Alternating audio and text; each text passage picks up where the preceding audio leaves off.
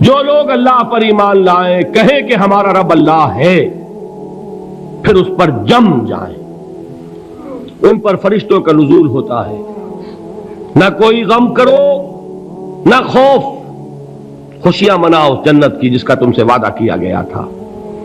اللہ کی ربوبیت پر اطمینان جب انسان کو ہو جاتا، میرا رب اللہ ہے، ربی اللہ، انسان کے لیے نہ کوئی کھٹکا، نہ کوئی خطرہ، نہ کوئی خوف، نہ کوئی حزن۔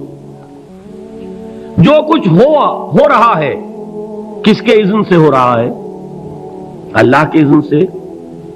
اللہ کے اذن کے بغیر پتہ تک نہیں ہلتا۔ یہ کوئی اندھا بہرا مادہ نہیں ہے جس سے مجھے کوئی خوف ہو۔ اندھا بھینسا چلا آ رہا ہو اس سے تو ڈرنے کا ہر انسان کو ڈرنا چاہیے، نہ معلوم کس کو ٹکر مار دے، لیکن نہیں، اس کائنات کو چلانے والا ایک سمیع و بصیر خدا ہے، وہ جو میرا دوست ہے، میرا ولی ہے۔ اللہ ولی الذین آمنوا یخرجہم من الظلمات الی النور۔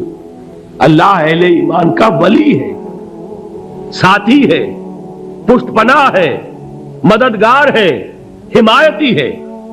بتائیے جسے یقین ہو جائے کہ اللہ میرا مددگار، اللہ میرا محافظ، اللہ میرا پشت پناہ، اللہ میرا حمایتی، اس کے لیے کوئی خوف ہوگا؟ اس سے کوئی ڈر ہوگا؟ میں مثال دیا کرتا ہوں ایک بہت سادہ، پنجاب کے دیہات کی۔ تو بڑا چودھری ہے اور کوئی غریب کسان ہے، اس غریب کسان کے جانوروں کو ہر وقت اندیشہ ہوگا چوری کا، کوئی میری بھینس کھول کر نہ لے جائے، کوئی میرا بیل کھول کر نہ لے جائے۔ لیکن جس کے بارے میں یہ سب کو معلوم ہو کہ وہ جو بڑا چودھری ہے وہ اس کا دوست ہے، اس کی بچیا کو کوئی خوف ہوگا؟ اس کی بھینس پر کوئی ہاتھ ڈالے گا؟ اسے کوئی اندیشہ ہوگا؟ نہیں۔ کیوں؟ کہ وہ بڑا چودھری، بڑا اس کا یہاں کا سردار، جاگیردار، سب کو معلوم ہے وہ میرا دوست ہے، کوئی میرے خلاف اقدام نہیں کر سکتا۔ اس دنیا میں یہ چھوٹی سی بات اگر آپ کے دلی اطمینان اور سکون کا باعث بن سکتی ہے تو ذرا تصور کیجئے۔ میں لفظ تصور استعمال کروں گا صرف اس لیے کہ اس کا ہم جس کو کہتے ہیں ادراک اور شعور کر نہیں سکتے، اگر کے ساتھ کر سکتے۔ اگر یقین ہو کہ اللہ میرا مددگار اور یقین ہو کہ اللہ ہر آن میرے ساتھ ہے، پھر کوئی خوف؟ کس کا خوف؟ کوئی شے اللہ سے بالاتر ہے؟ کوئی قوت اس سے زیادہ طاقتور ہے؟ کوئی اس کے ارادے کو بدلنے والا ہے؟ کوئی اس کی مشیت کے آڑے آنے والا ہے؟ یہی بات ہے جو حضور نے فرمائی، یہ ایمان کا حاصل ہے لب لباب، کہ دیکھو اچھی طرح اس بات کو ذہن نشین کر لو، اگر تمام انسان مل کر تمہیں کوئی نقصان پہنچانا چاہے نہیں پہنچا سکتے، مگر جو کچھ اللہ نے لکھ دیا ہو، اور تمام انسان مل کر تمہیں کوئی نفع پہنچانا چاہیں نہیں پہنچا سکتے، مگر وہ شے جو اللہ نے طے کر دی ہو۔ آپ پھر میں کہوں گا ذرا طاری کیجئے، اسے فرض کیجئے، اسے سوچئے، اگر اس حدیث پر ہمارا دل ٹھکا ہوا ہو تو کسی سے ڈر ہوگا؟ یہ مجھے نقصان نہ پہنچا دے، یہ میری رپورٹ خراب نہ کر دے، یہ میری انکریمنٹ نہ رکوا دے، یہ میرا یہ نہ بگاڑ دے، یہ میرا یہ نقصان نہ پہنچا دے۔ اس کا ڈر، اس کا ڈر، اس کا خوف، اس کی خوشامد، اس کے لیے جا کر طرح طرح سے اپنی عزت نفس کو ذلیل کروانا اس کے سامنے، یہ سب کچھ کیوں کرتا ہے انسان؟ جب سمجھتا ہے کہ اس کے ہاتھ میں میرا کوئی نفع ہے، اس کے ہاتھ میں میرے لیے کوئی ضرر ہے، یہ مجھے کوئی غضب پہنچا سکتا ہے، یہ مجھے کوئی نقصان پہنچا سکتا ہے، یہ میرا کوئی کام بنا سکتا ہے، یہ میری کوئی ضرورت پوری کر سکتا ہے، اسی کا نام شرک ہے۔ جہاں آپ نے یہ سمجھا کہ غیر اللہ کے اندر کوئی طاقت موجود ہے، وہی شرک ہے۔ بتوں سے تجھ کو امید ہے، خدا سے نو امیدی، مجھے بتا تو صحیح اور کافری کیا ہے؟ شرک تو یہ ہے۔ جس پر بھی تمہیں یہ خیال ہے، کلمہ ہے یہ کلمہ سوم، لا حول ولا قوت الا باللہ، ذرا اس پر دل کو کبھی اگر آپ تصور کریں، پھر فرض کریں، دل ٹھک جائے اس پر، کوئی طاقت نہیں۔ یہی بات تھی جو شیخ عبد القادر جیلانی رحمۃ اللہ علیہ نے اپنی وصیت میں اپنے بچے سے کہی. 11ویں دینے والے ہیں، لیکن حضرت شیخ عبد القادر جیلانی کی وصیت اور تعلیمات کو کتنے لوگ ہیں کہ جانتے ہو؟ یہ جن مقامات تک پہنچے ہیں وہ کس چیز کی بدولت پہنچے؟ انہوں نے جو پیغام دیا وہ کیا تھا؟ اے میرے بچے، جس طریقے سے قرآن مجید میں حضرت لقمان کی نصیحتیں جو ہے نقل کر دی گئی ہیں، میں یہ عرض کروں گا بالفرض اگر قرآن حضرت عبد القادر جیلانی کے بعد نازل ہوا ہوتا تو شیخ عبد القادر کی یہ نصیحتیں بھی قرآن میں درج ہوتی. اتنی اونچی نصیحتیں ہیں. اے میرے بچے، اس حقیقت کو ذہن نشین کر لے، لا فاعل فی الحقیقت ولا مؤثر الا اللہ. اس کائنات میں نہ کوئی فاعل حقیقی ہے نہ مؤثر حقیقی ہے سوائے اللہ کے. کسی شے میں کوئی تاثیر نہیں اگر اللہ نہ چاہے. آگ جلا نہیں سکتی اگر اللہ نہ چاہے. پانی ڈبو نہیں سکتا اگر اللہ نہ چاہے. زہر ہلاک نہیں کر سکتا اگر اللہ نہ چاہے. کوئی چیز فائدہ نہیں پہنچا سکتی اگر اللہ نہ چاہے. تو در در پہ کیوں سر جھکاتے ہو؟ در در پر کیوں جبیں سائی کرتے ہو؟ سب کے سامنے کیوں ہاتھ پھیلاتے ہو؟ ایک اللہ سے مانگو، ایک اللہ کے سامنے زمین پر اپنی جبین رکھو. لا فاعل فی الحقیقت ولا مؤثر الا اللہ. نظر آتا ہے ہمیں کہ پانی پیاس بجھا دیتا ہے. پیاس بجھانے کی صلاحیت پانی میں نہیں ہے، اللہ کے اذن سے. کھانا بھوک مٹا دیتا ہے، بھوک مٹانے کی صلاحیت کھانے میں نہیں ہے، اذن رب میں ہے. دیکھیے یہی یقین تھا. حضرت موسیٰ علیہ السلام کا واقعہ یاد کیجئے. سامنے سمندر آ گیا ہے، قوم دیکھتی ہے پیچھے کہ گرد و غبار کا طوفان ہے. معلوم ہوا کہ فرعون اپنے لشکر سمیت آ گیا ہے. لشکر جب چلتا تھا تیز رفتاری کے ساتھ تو گرد و غبار کا جو طوفان اٹھتا تھا اس کا تصور کیجیے. اور لمحہ بلمحہ وہ قریب آ رہا ہے. پوری قوم نے کیا کہا؟ اے موسیٰ انا لمدرکون، اے موسیٰ ہم کو پکڑے گئے. قرآن مجید نے تو یہاں وہ باتیں نہیں لکھی ہیں، لیکن تورات میں یہ درج ہے کہ بنی اسرائیل جھگڑنے لگے، دست و گریبان ہو گئے موسیٰ کے ساتھ. موسیٰ ہمیں یہاں مروایا لا کر، اس سے تو ہم ہی بہتر تھے. وہاں کھانے کو ملتا تھا، زندگی تو تھی، بیگار ہم کر رہے تھے، موت تو نہیں تھی. اب جو کچھ ہوگا اس کا تصور کرو، جس طریقے سے ہمارے ٹکڑے اڑائے جائیں گے. تو لڑ رہے ہیں حضرت موسیٰ علیہ السلام سے. یہ تورات کی تفصیل ہے.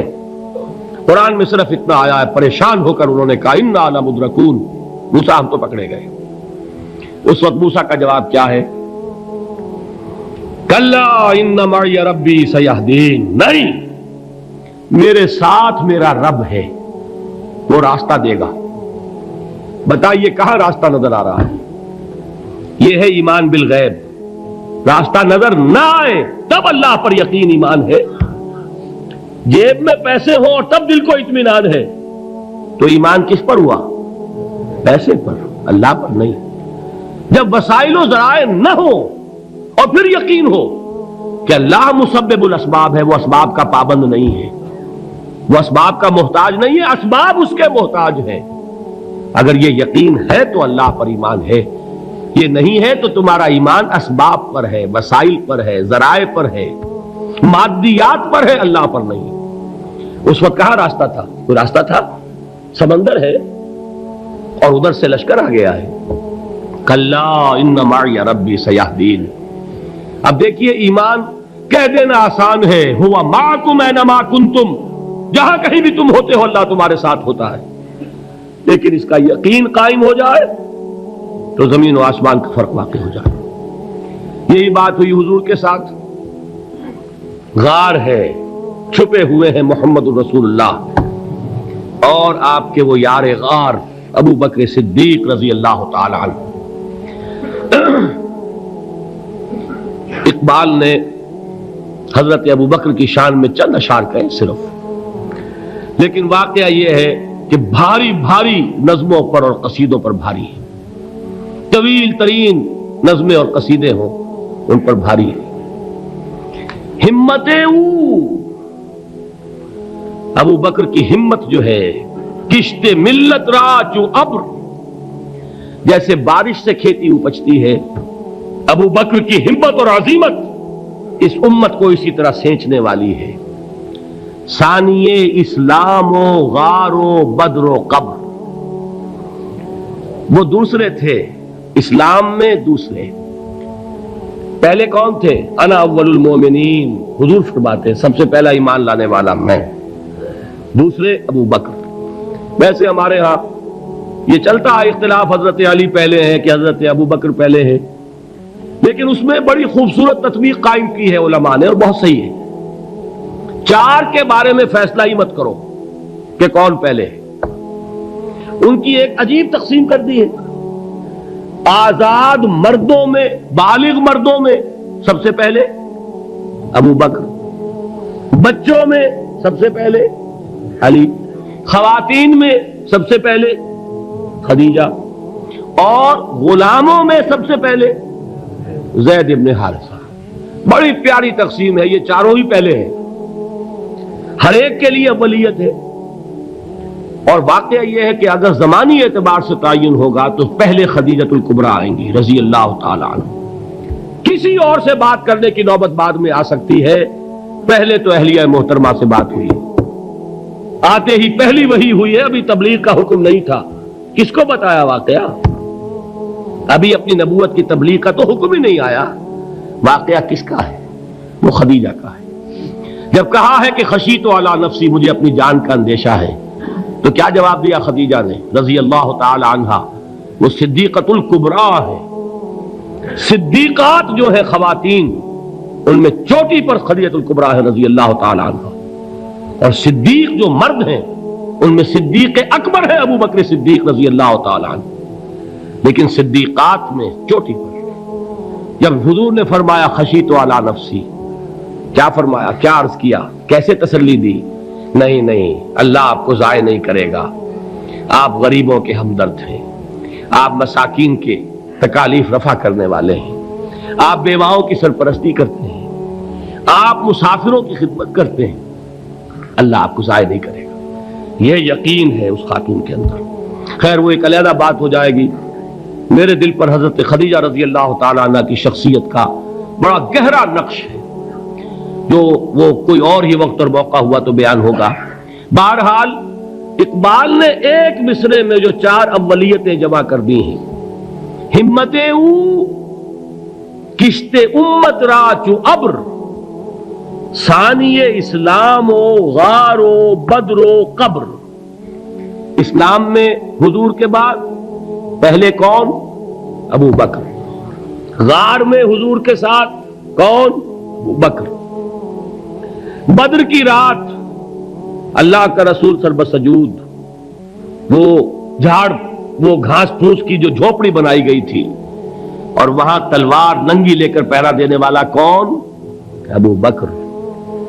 اور اس حجرہ عائشہ میں محمد کے بعد سب سے پہلے دفن ہونے والا کون؟ ابو بکر رضی اللہ تعالی عنہ وصلی اللہ علیہ وسلم۔ وہ جو معاملہ میں سنا رہا تھا غار ثور کا، حضرت ابو بکر بھی حضور کے خیال سے لرز گئے ہیں۔ آپ کو یاد ہوگا کہ جا کر پہلے تمام جتنے سوراخ تھے انہیں بند کیا ہے، ایک سوراخ رہ گیا تھا جس کو بند کرنے کے لیے کوئی کپڑا نہیں تھا، وہاں اپنی ایڑی رکھی ہے، تب کہا ہے حضور سے تشریف لائیے، اور اپنے زانو پر حضور کو لٹایا ہے، اور وہاں کسی موذی جانور نے کاٹا ہے، حضور کی آنکھ لگ گئی تھی، اس وقت اس بل کے اندر جو بھی بچھو ہے کیا ہے واللہ عالم، اس نے کاٹا ہے، اس کی تکلیف کی وجہ سے ابو بکر کی آنکھوں سے آنسو ٹپک گئے، حضور کے چہرے مبارک پر پڑے ہیں، تو حضور جاگے ہیں، معاملہ کیا ہے؟ ایڑی نہیں ہٹائی وہاں سے، مبادا وہ جانور وہاں سے نکل کر محمد الرسول اللہ کو کوئی گزن پہنچا دے، ابو بکر کی ایڑی ہے، جس طرح چاہے کھا لے، ختم کر دے، جان نکل جائے تب کوئی آنچ آئے محمد پر تو آئے، لیکن جیتے جی نہیں۔ وہ ہے ابو بکر۔ حضور کے خیال سے اس وقت حضور نے پھر اپنا لعاب دہن لگایا ہے، اور اس سے پھر آپ کی تکلیف ختم ہوئی۔ جیسے خیبر میں حضرت علی کی آنکھ دکھ رہی تھی، اس کو جو شفا حاصل ہوئی ہے وہ بھی حضور کے لعاب دہن سے ہوئی۔ تو بہرحال اس وقت انہوں نے کہا ہے کہ اے نبی یا رسول اللہ، اگر اس وقت ان میں سے کسی نے غیر ارادی طور پر بھی اپنے قدموں کی طرف جھانک لیا تو پکڑے جائیں گے۔ کیا جواب تھا اللہ کے رسول کا؟ لا تحزن ان اللہ معنا، اللہ ہمارے ساتھ ہے، کیوں گھبراتے ہو ابو بکر؟ یہ ہے ایمان باللہ، میرا مالک اللہ، میرا رازق اللہ، میرا محافظ اللہ، میرا مددگار اللہ، میرا پشت پناہ اللہ، میرا دوست اللہ۔ یہ دوستی ہے اللہ کی جو لب لباب ہے، حاصل ہے ایمان کا، اسی کا نام ولایت ہے۔ اولیاء اللہ کے سروں پر سینگ نہیں ہوتے، جس کے دل میں ایمان راسخ ہو چکا ہو وہی اللہ کا ولی ہے، جسے اللہ پر یقین ہو چکا ہے وہی اللہ کا ولی ہے، جسے یقین ہے اللہ میرے ساتھ ہے، میرا مددگار، میرا پشت پناہ، میرا ساتھی، میرا دوست، میرا محبوب، میرا محب۔ اللہ اہل ایمان سے محبت کرتا ہے۔ واللہ یحب الصادقین، ان اللہ یحب الذین یقاتلون فی سبیلہ صفا کانہم بنیان مرصوص۔ اللہ محبت کرنے والا، اہل ایمان محبوب، اور اہل ایمان محبت کرنے والے اللہ محبوب۔ والذین آمنوا اشد حبا للہ۔